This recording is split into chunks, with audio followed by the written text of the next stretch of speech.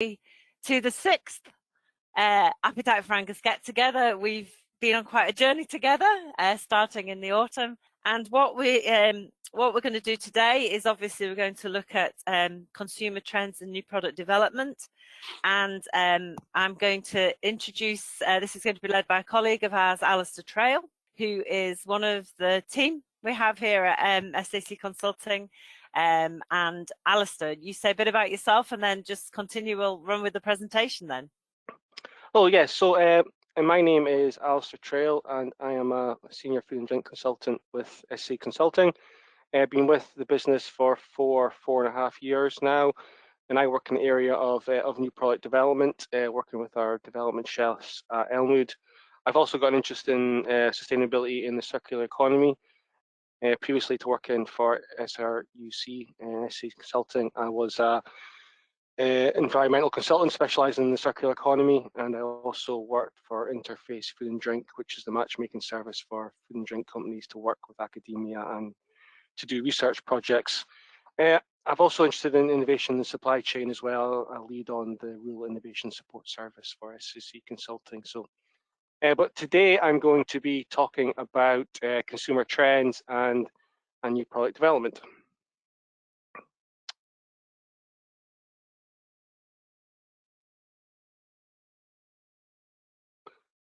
So as I mentioned, a big part of my role involves working closely with the SRUC hospitality chefs at our Elmwood campus, which is in Fife, on new product development. My role in that is to understand what the new food trends are and identify potential businesses to collaborate with. This is usually SMEs or entrepreneurs, but we have worked with larger businesses as well in the past. And then my role is also to identify any funding that can help support the work and then to apply for that funding so the chefs can do the NPD stuff. So the chefs then work with the businesses to create a new innovative food product or a new prototype product that the business can hopefully bring to market.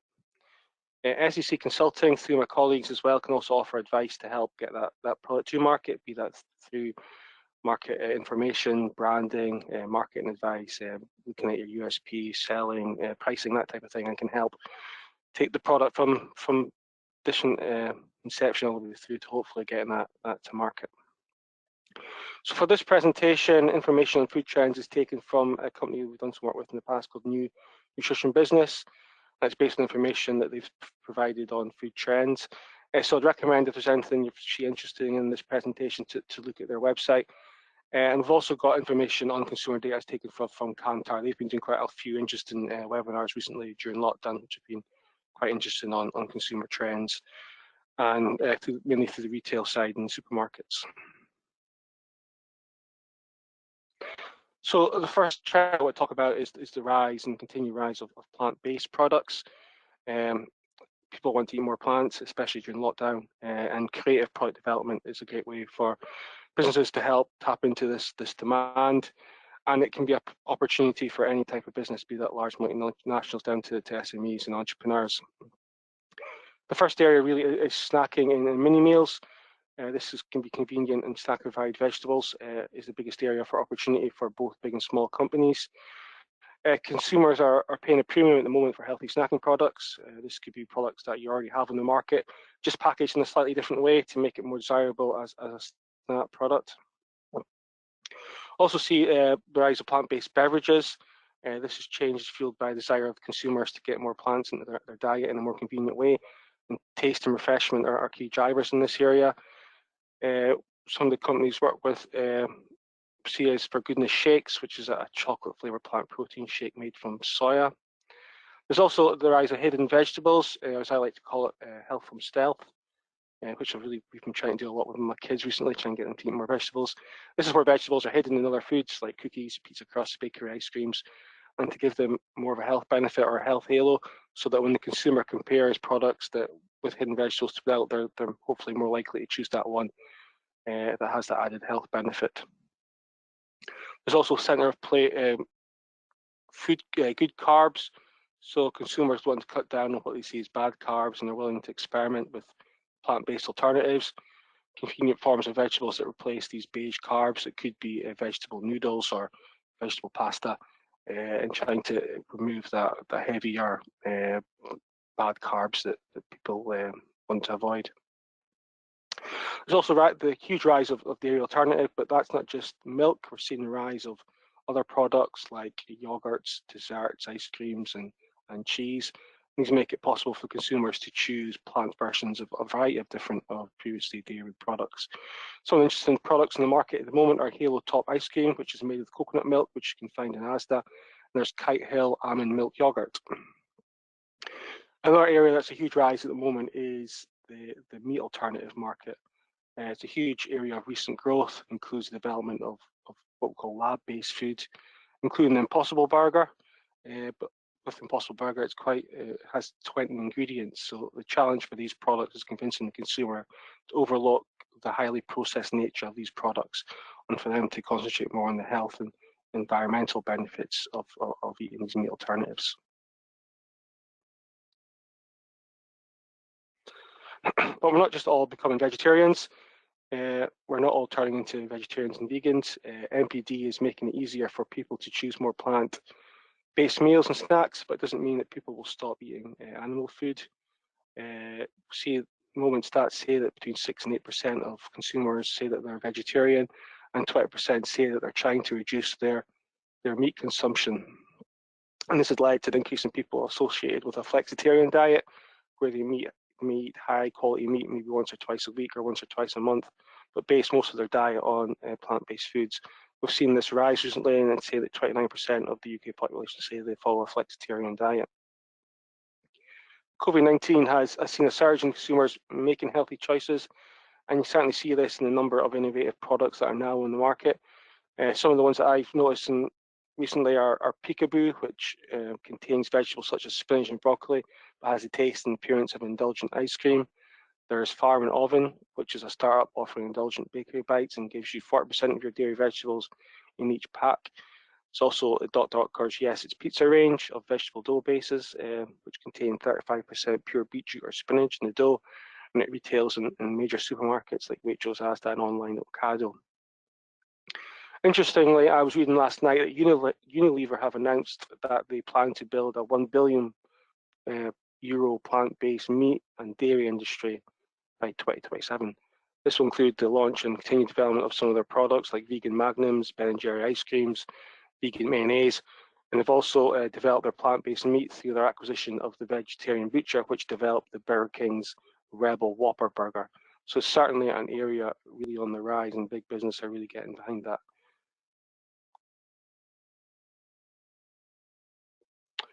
The next area I'd talk about is natural functionality.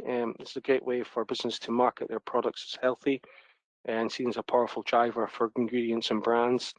Consumers' desire for foods and beverages that are naturally functional is behind the success of a lot of products and ingredients, including almonds, Greek yogurt, coconut water, olive oils, blueberries, oats, and many, many other foods. The great thing about these products is no health claims actually needed, and the media love stories about ingredients that are naturally healthy, so the consumer can build on that and associate these products with healthy. Maybe you don't have to have the health claims to back it up. It's great if you incorporate ingredients in your products as seen as products being healthy, and it's a fantastic opportunity for businesses to create a new product with healthier functional ingredients without having to do expensive testing done to substantiate any health claims. Health claims can be implied by the use of these functional or healthy ingredients.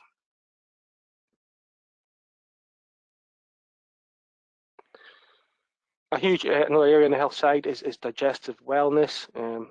There's three really big drivers for this. First one is scientific developments, and new science is highlighting the importance of the microbiome and gut health, and how this can affect overall health and well-being. There's been a lot of product development done, especially in the large multinational side. Current exciting products are being developed all the time, which connecting to digestive benefits. And there's huge media attention in the area, growing media interest and discussions about digestive health and food. I think the key for digestive health is that the consumer can actually see and feel the benefit of that quite quickly. Digestive wellness is one of the big marketing advantages the product can have, deliver a real health benefit to the consumer quite quickly, which they can see or feel. This can be done by that to be a challenge, which is 4 weeks. So it's a great way that the consumer can actually see what's happening quite quickly and the benefits of it. In this area, you've got probiotics and fermented foods. Probiotics have the science support the consumer, and the consumers are being more open to probiotics from non-dairy sources. These are things like, in which we've worked on in the past, include like water kefirs, which are fermented probiotic fizzy beverages made from water and kefir grains, and also the rise of kombucha, which is a fermented, highly effervescent sweet black or green tea. There's also fermented foods, which are growing and make sense to carry good bacteria to the body. Things that we've worked in the past at SRUC include kimchi, which is fermented vegetables, or milk kefir, which is a fermented milk, which is like a thin yogurt made for kefir grains. There's also the rise of plant milks, which is seen a huge rise in Scotland at the moment. These appeal to consumers who associate dairy milk with digestive discomfort, and to a smaller group are convinced that plant-based is somehow healthier and better for you than dairy milk. We've seen in Scotland particularly the rise of nut milks, oat milks, and it's some experience that we have within SRUC.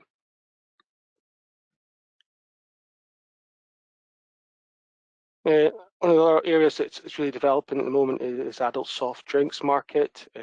Seeing the rise of low and no alcohol category. See that 1 in 5 people in the UK now are teetotal, and this is rising to as much as 1 in 3 in London. But what we're looking at really is the rise of the adult soft drinks. So this is maybe more of a grown-up, sophisticated, and not an overly sweet soft drink that you can use to complement a nice meal or if you're at the pub with friends. And you can see this being a big area of growth after lockdown, going back into the pubs. This has been seen really through the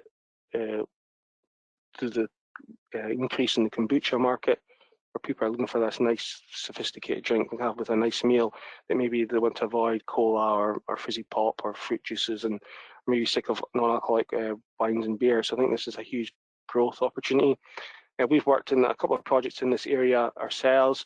We worked with a company called Sea Buckthorn Scotland, who have developed a sea buckthorn drink, and they asked us to make a drink to suit this market. So we worked with them to develop a sea buckthorn ginger beer and sea buckthorn water kefir. And if you hadn't heard of the sea buckthorn, it's a fantastic product. It's really healthy. It's got a lot of goodness in it, and it's really good for health. But it's very tart in taste. So we were able to develop these quite innovative products, and hopefully they'll be in the market soon. And there's also a huge growth coming up in personalization and customization of food products. And I really think this is going to be huge in the next few years. At the moment, 5% of UK consumers would like to customize their food and drink experience, but I think this is going to grow a lot quicker once lockdown's finished. We've already started to see this in restaurants and coffee houses, the number of different coffees that you can pick from, the different flavorings that can be added. A recent study in America found that 37% of people now ask for meals and cafes and restaurants to be adapted, and 19% ask for food and drink that's not actually on the menu. And this personalization is now moving into the retail sector. You can see that you can now order online through your own personalized chocolate bars, ice cream flavors, cocktails. There's companies now that do granola mixes, which you can adapt to suit your own taste. And it's also personalized branding. Remember the recent Coca-Cola had their semi-personalized bottles. I think I've got 2 bottles with my kids' names in them upstairs at the moment. But consumers are now looking for more personalization of products at home through make your own cocktail kits, delivery meal kits, where you can adapt the recipes and the flavors to suit your own palate. There's also future developments now where there's apps that can develop personalized nutrition programs based on your health and nutrition goals. So I can really see this as one of the key areas moving forward for huge growth. Another area is the snackification market, or the power of convenience. This is a powerful driver or opportunity for growth and better margins in every single category. It's a great opportunity to adapt your current products to the snack market by doing simple things like changing packaging. And there's also a great opportunity to add a huge markup for these products if you can sell them to the correct type of consumer. Some of these could just be basic commodity products where you have different packaging to turn it into an ultra convenient snack, or it could be the marketing of seen as messy products to a more convenient snack so you can eat on the move. There's also the launch of products that would normally be seen as a meal, but changing them into snack on the go type products. And an area that I'm really interested in is from the circular economy's perspective, is products that are developed from byproducts and waste, and these are being turned into exciting snacks. These include a company Rind that turning fruit skins into snack food, and one for Neptune, which are developing smoked fish jerky. And there's also, I say that there's really no limits to product development in this area. And talking about sustainability and circular economy, I think there's a huge growing interest in products from the consumer that promote sustainability and biodiversity. I think this can be seen in the plant-based products where there's huge environmental benefits, and I think consumers are being more aware of these benefits and the biodiversity of certain foods that are grown. And I think this is another key trend moving forward. So I can't really do a presentation without talking about the impact of COVID-19. So lockdown has saw an 83% of people in the UK make changes to their food behaviour, such as online purchasing, cooking from scratch, reducing food waste, and making meal times an opportunity to spend time and quality family time together. There's lots of trends from the impact of COVID-19. I've just mentioned 5 that I think are quite important. The first one of these is what they call cocooning, which is higher in-home consumption of foods, including indulgent and maybe reward foods. And this has seen the rise of home baking, delivery of meal boxes, and cheap foods that would normally be eaten out of the home. So what we see on the retail side, there's 15 billion extra spent on in-home food and drink in the UK this year. And there's also almost 7 billion extra meals were consumed in the home. And these were predominantly lunches, and the biggest growth has been in food targeting this lunch market. There's also been a 12% growth in the average weekly household spend. There's also local food and the rise of local and convenience stores. A recent study found that 52% of consumers claim that locally sourced ingredients and products were most important during the pandemic, and local and convenience stores have received rises in market share. There's data on independents and the symbol retailers such as Spar and Londis that have showed growth of over 40%. But what we're also seeing is that the consumers are doing fewer trips to retailers, so that's going down by 10%, but found that baskets were 20% larger. And people are found that they're not really wanting to go to the large supermarkets when they may have a larger chance of catching the COVID-19, so they're maybe going to their local store and spend more money. Consumers are also more interested in where food comes from and what things like food miles and provenance, and I think this gives businesses a great opportunity to talk about their local provenance, where their food comes from, their local supply chains, and to market products based on where they come from and the supply chain they're involved in. A big chunk of my presentation was talking about health and immunity, and that is a huge trend after COVID-19. I think there's interest in food products from ingredients that can help fight off infections or fight off coronavirus, and products that help you lose weight. And I think the plant-based and a lot of the stuff I've talked about fit that. So if they do catch it, or they're a bit healthier and it's less harmful if they do catch the coronavirus. There's also been a huge growth in online and everything. So it's the flow of e-commerce or online food apps. Online training grew from 28% to 39% penetration during 2020, and it's expected to increase more. This includes click and collect services, online delivery, and direct to sales for the consumer through online websites and food delivery apps. E-commerce share food and beverage market is expected to increase by 10 times by 2025. I think one of the biggest issues in that really has been the uptake of online systems from actually the industry side, and haven't really been able to cope with the surge in demand. But I think that's settled down now, and there's a lot of businesses out there that now have direct to sales through online. And if you haven't looked at that yet, I definitely suggest it's something that's definitely going to grow moving forward. And the last one I think is quite important, mainly from the larger retailers or government and policy makers, is food systems resilience are being forced for good. And using the pandemic as an opportunity to make real changes to the food system for all. From the business side, this business taking the opportunity to develop products that can help fight in the pandemic. This includes the drink sector, developing hand sanitizers, which is also gives you good sales during the pandemic, but also it's a good marketing opportunity. I think the public will remember which businesses did something to try and help during the pandemic, and that'll be looked at in the future. I think with consumer trends going forward. So just before I finish, I just wanted to highlight our new product development service at SEC Consulting.